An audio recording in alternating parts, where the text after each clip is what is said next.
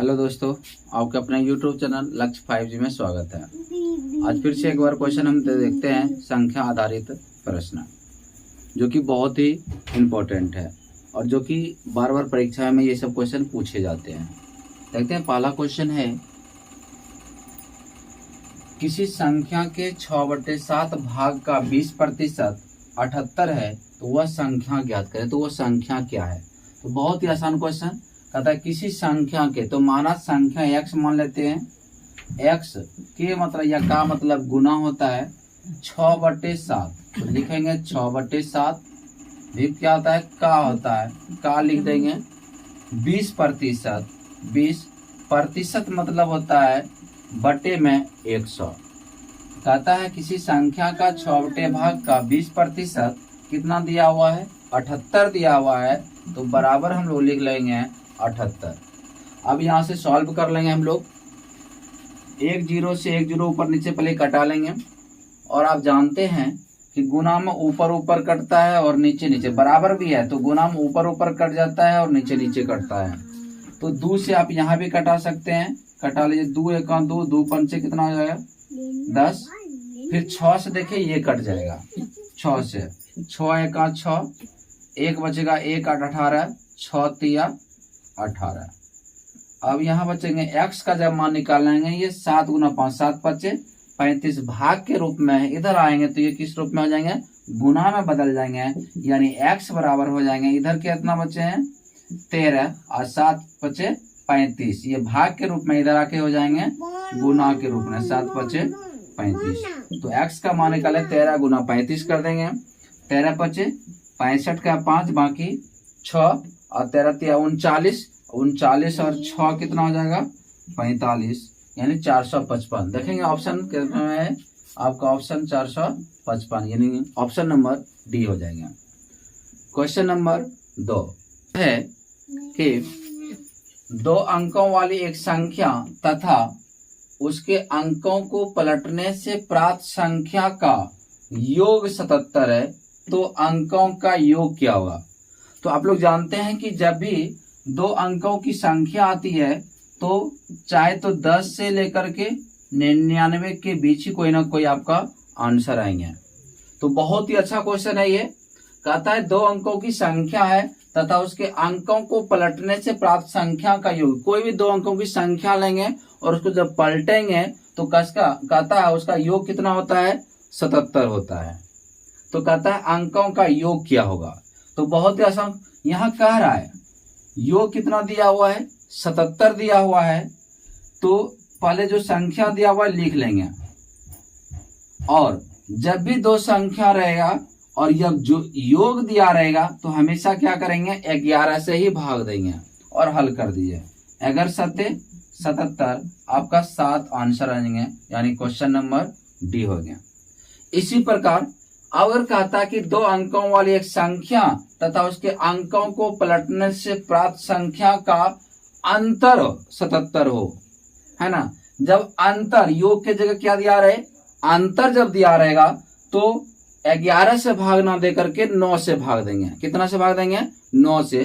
तो वो आपका क्या निकलेगा? यहाँ योग। अगर यहाँ योग रहेगा तो योग रहे निकालना होगा, अगर अंतर कहेगा तो यहाँ भी क्या रहेगा? अंतर होगा। तो इस तरह का क्वेश्चन, जब भी योग रहेगा तो 77 में 11 से भाग देंगे, और अंतर जब रहेगा तो 9 से भाग दे देंगे। तो 77 में जब 11 से भाग देंगे 7, तो आपका ऑप्शन नंबर हो जाएगा डी। क्वेश्चन नंबर 3 संख्याओं का योग 143 है। पहली संख्या दूसरी की दूनी है, यानी दुगुनी है, तथा तीसरी संख्या पहली की 1/3 है। यानी तीसरी जो संख्या होता है वो पहले की क्या है? 1/3 है। तो दूसरी संख्या क्या है? बहुत ही आसान सवाल है। कहता है 3 संख्याओं का योग दिया हुआ कितना? 143 है। तो मान के चलिए कोई संख्या फर्स्ट, सेकेंड और थर्ड। अब जो है हम जैसा कहते हैं वैसे लिखेंगे। कहता है पहले जो संख्या है दूसरी की दोगुनी है, यानी पहला जो संख्या है दूसरा का क्या है? दोगुना है। अगर हम इसको x मान लें दूसरी संख्या को, तो पहला संख्या कितना हो जाएगा? 2x हो जाएंगे। क्वेश्चन में क्या रहा है? पहली संख्या दूसरी की क्या है, दोगुनी है। यानी पहले के बारे में कह रहा है कि जो पहली संख्या है दूसरी की क्या है, दोगुनी है। तो हम दूसरा x मान लिए तो पहला कितना हो जाएगा 2x। आगे चलते हैं, कहता है तीसरी संख्या पहले की 1/3 है। यानी जो तीसरी संख्या है वो पहले की क्या कह रहा है, 1/3 है। तो तीसरी संख्या जो है पहली कितना है 2x है, इसका कहता है 1/3। तिहाई मतलब तीसरा भाग, यानी 3 से इसमें भाग दे देंगे। अब हो गया क्वेश्चन, यानी पहली संख्या दूसरी की दोगुनी है। पहला जो संख्या है दूसरा का देखिए ये 2 गुना है, जितना x है तो ये 2x है। फिर कहता है तीसरी संख्या जो है पहली की 1/3 है, और तीसरी जो संख्या है पहली 2x है, इसका तिहाई कर रहा है तो 3 से भाग दे दिया। तो कहता है दूसरी संख्या क्या है, और कह रहा है शुरू में कि इन तीनों संख्याओं का योग कितना दिया हुआ है 143। तो इन तीनों को क्या कर देंगे, जोड़ देंगे और बराबर लिख देंगे 143। अब यहाँ पे हम लोग भिन्न का जोड़ निकाल लेंगे। सबका आप जानते हैं कि एलसीएम कितना हो जाएंगे, 3 हो जाएंगे। 3 गुना 2 3 दूनी 6x हो जाएंगे। फिर 3 गुना x कितना हो जाएंगे 3x, और 3 में 3 से बाद 1 गुना 2x करेंगे तो 2x हो जाएंगे बराबर 143। अब इसको सॉल्यूशन कर लेंगे। 6 3 9 9 2 11x, यानी 11x बटे 3 बराबर कितना 143। अब देखिए 11 से ये कट जाएंगे, बराबर में आमने सामने कट जाता है। तो 11 का 11, 3 बचेंगे 3 और 33, 11 तिया 33, यानी x और इधर भाग इधर आके गुना 3 गुना 13, 13 तिया 39 आंसर। देखिए ऑप्शन नंबर कौन सा सही है, तो ऑप्शन नंबर आपका सी हो जाएंगे। तो आपका ये ऑप्शन नंबर सी हो जाएंगे। चलते हैं क्वेश्चन नंबर 4 की ओर। यदि आप हमारे चैनल पर नए हैं तो लक्ष्य 5G को सब्सक्राइब जरूर कर लीजिए। कि 5 लगातार विषम संख्याओं का औसत 259 है, तो कहता है सबसे बड़ी संख्या ज्ञात करें। यहां दिया हुआ है औसत, 5 लगातार विषम संख्याओं का औसत। विषम संख्या कोई भी हम लेते हैं, जैसे 1 है, 3 है, 5 है, 7 है, ये सारे सभी विषम संख्या हैं। और सब में देखिए 2-2 में वृद्धि होता है। कितना वृद्धि हो रहा है सभी में। सम संख्या या विषम संख्या कुछ भी होगा तो उसमें 2 की वृद्धि ही होता है। अगला संख्या विषम लाने के लिए कितना जोड़ना पड़ेगा, 2 जोड़ते हैं। तो समझिएगा यहाँ दिया हुआ है 5 लगातार विषम संख्या, औसत दिया हुआ है 259। यानी जो औसत जो दिया हुआ रहता है वो हमेशा बीच का मान दिया रहता है। यानी औसत जब दिया रहे तो समझ जाइए वो किसका मान दिया हुआ है, बीच का। तो मान के चले 1 पहला संख्या, दूसरा, तीसरा, चौथा और 5वां। तो औसत 259 है, यानी बीच का। बीच का क्या होगा, 1 से 5 तक में बीच वाला कौन सा भाग हो जाएगा, आपका हो जाएगा ये तीसरा, यानी 259। ये सब कलम चलाने का जरूरत ही नहीं पड़ेगा। बहुत ही शानदार सवाल है जो कि हर परीक्षा में लगभग आते ही है। तो 5 लगातार विषम संख्याओं का औसत कहता है 259 है। तो सबसे बड़ी संख्या क्या, 5 ही संख्या है, ये छोटा हो जाएगा और ये क्या होगा 5वां संख्या बड़ी हो जाएंगे। तो सोचिए ये पे तीसरा औसत जो दिया हुआ है वो बीच की संख्या हुआ है, हमको ये तीसरा का मान दिया हुआ है, चौथा और 5वां। तो 259 आपको शुरू में ही बताए हैं कि विषम संख्या में 2 की वृद्धि होती है। तो जब अगला है 259 तो अगला क्या हो जाएगा 261, फिर इसके अगला क्या हो जाएगा 263। तो सबसे बड़ी संख्या क्या हो गया 263, यानी आपका ऑप्शन नंबर बी हो जाएगा। चलते हैं क्वेश्चन नंबर 5 की ओर। क्वेश्चन नंबर 5 है कि 90 का x% बराबर 27 का 162%, ये दोनों आपस में बराबर है। तो कहता है x बराबर वाट, यानी x का मान क्या होंगे। ऑप्शन है 42.4, 48.6, 56.6, नन, यानी इनमें से कोई नहीं। बहुत ही आसान सवाल। तो इसको बनाने के लिए सबसे आसान है, याद रखिएगा प्रतिशत मतलब होता है 1/100। प्रतिशत मतलब क्या होता है 1/100 होता है, इतना ध्यान रखिएगा। तो सबसे पहले हम क्वेश्चन लिखते हैं 90 का x% बराबर 27 का 162%। सभी जगह का, इधर भी का है इधर भी का है, प्लस रहेगा तो ये काम नहीं है ना, का मतलब गुना होता है। इधर भी प्रतिशत है और इधर भी प्रतिशत है, तो दोनों तरफ ये प्रतिशत क्या कर देंगे, कैंसिल यानी कटा देंगे।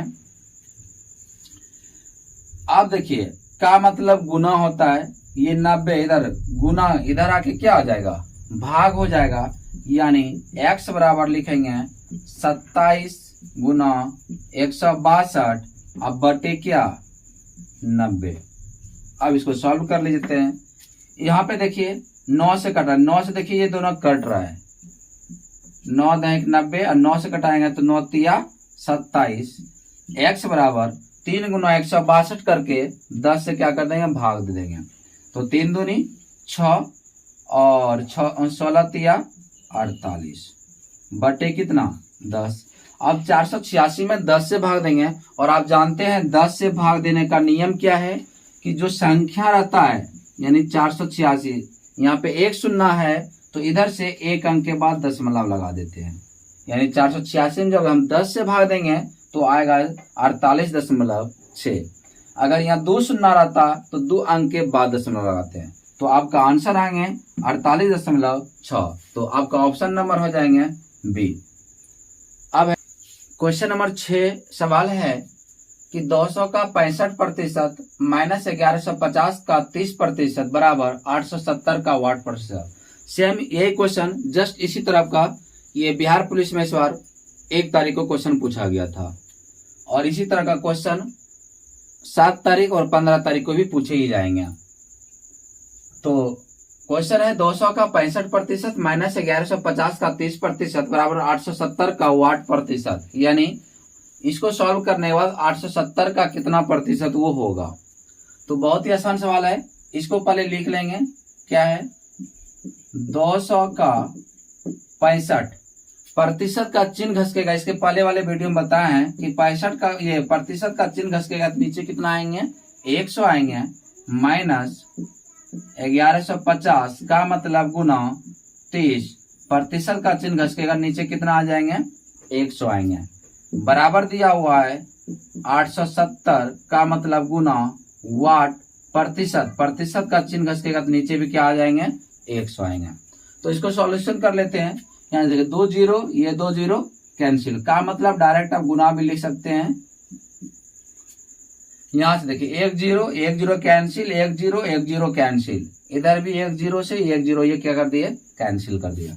अब हल कर दिया 65 गुना 2 कर दिए तो कितना हो गया 5 दूनी 10 और 6 दूनी 12 और 1 13, माइनस अब इधर गुना कीजिए 115 गुना 3, 5 तिया 15 का 5 बाकी 1 और 11 तिया 33, 5 तिया 15 का 5 बाकी 1 और 11 तिया 33, 33 से कितना हो गया 34 बराबर 87 का 10 इंटू यानी गुना वाट।